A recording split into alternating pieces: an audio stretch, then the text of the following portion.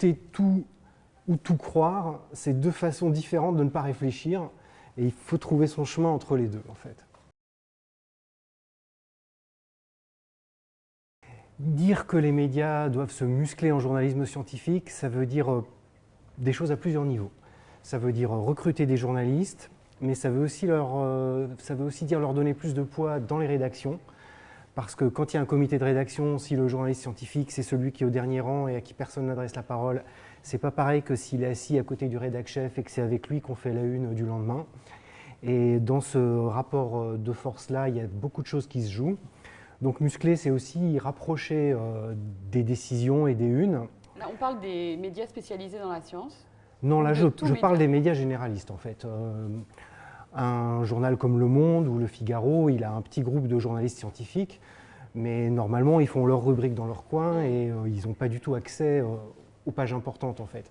Et c'est ça qui a un tout petit peu basculé dans cette crise et qu'on voudrait bien pousser plus loin.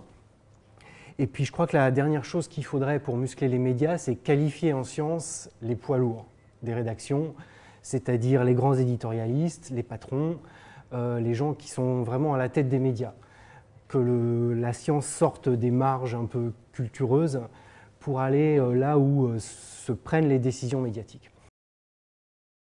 Quand le président de la République va rencontrer Didier Raoult, ça fait rentrer la politique dans les questions de santé publique, quand tous les gens qui veulent attaquer le gouvernement actuel prennent des prétextes sanitaires pour monter à l'assaut, ça fait du tort à la santé publique. Donc voilà, on est dans une situation où santé, sciences et politique sont vraiment très mélangés.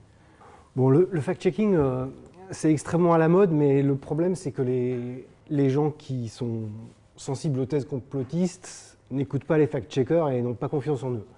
Donc, qu'un fact-checker déploie un argumentaire, ça leur fait ni chaud ni froid. Je crois qu'il y a effectivement un petit nombre de gens qui sont sur des positions cristallisées. Il y a des gens qui se sont mis hors de portée du raisonnement, en fait, et qui ont construit des systèmes de pensée qui font qu'ils sont devenus inaccessibles. En fait, quand on est journaliste, parler à un scientifique, c'est comme parler à un industriel, c'est comme parler à un homme politique, c'est comme parler à tout acteur de la société, en fait. Il faut interroger sa légitimité, il faut être sur ses gardes, il ne faut pas prendre ce qu'il dit pour argent comptant, et il faut faire notre métier de journaliste. Et un journaliste scientifique, c'est d'abord un journaliste qui a pris cette spécialisation-là. Alors, il y a des techniques, on peut vérifier qu'ils ont publié sur le sujet qu'on traite. Ça, c'est quand même une partie de la légitimité. On peut regarder leurs institutions, leurs activités, leurs précédents.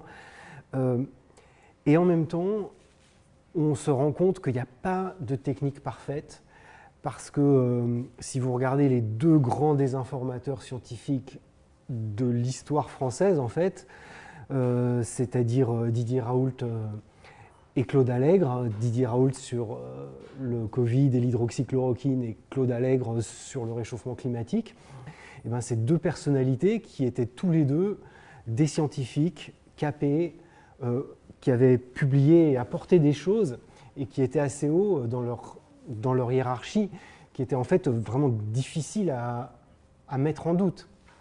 Donc, il y a toujours des cas où on se retrouve avec le contre-exemple.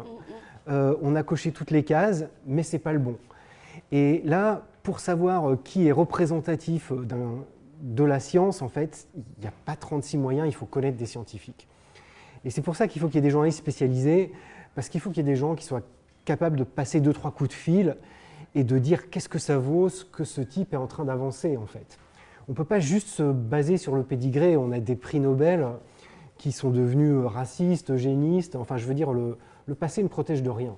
Mais au fond, pour savoir si quelqu'un est représentatif, il faut avoir 2-3 autres scientifiques à qui téléphoner. Et ça, on l'acquiert, pas forcément en ayant fait des études de sciences soi-même, mais simplement en ayant l'habitude de travailler là-dessus et en ayant un petit peu d'expérience du domaine. Des épisodes comme celui de l'hydroxychloroquine et du Lancet Gate, il n'y en a pas eu tant que ça. Les grandes revues restent pour les journalistes scientifiques une certaine garantie de qualité de ce qui est publié. Et voilà, il y a des exceptions à toutes les règles, mais pour nous, ça c'est quand même quelque chose à quoi on se fie encore. Et ça ne suffit pas. On essaye de mettre d'autres filtres pour voir si un papier est bon. Et comme je le disais tout à l'heure, le travail du journaliste, c'est quand même toujours d'aller poser les questions lui-même. On ne peut pas juste régler les problèmes sur Internet. Il y a des journalistes du Monde qui ont fait un article sur comment lire un papier scientifique. C'est un article assez long. Et honnêtement, moi je trouve que dans les écoles de journalisme, ce serait bien de le mettre au programme. Parce que en 20 000 signes, ils font vraiment le job. Vous pouvez aussi appeler l'attaché de presse du CNRS ou de l'Université Paris-Sorbonne et leur dire « j'ai besoin de quelqu'un de compétent sur telle question. Est-ce que vous avez un expert ?» Eh bien, cette démarche toute simple, il va vous en donner 3 et il va vous les donner vite. Donc ça, c'est un truc simple qui permet de gagner du temps tant qu'on n'a pas son propre carnet d'adresses qui permet de répondre à ces questions-là.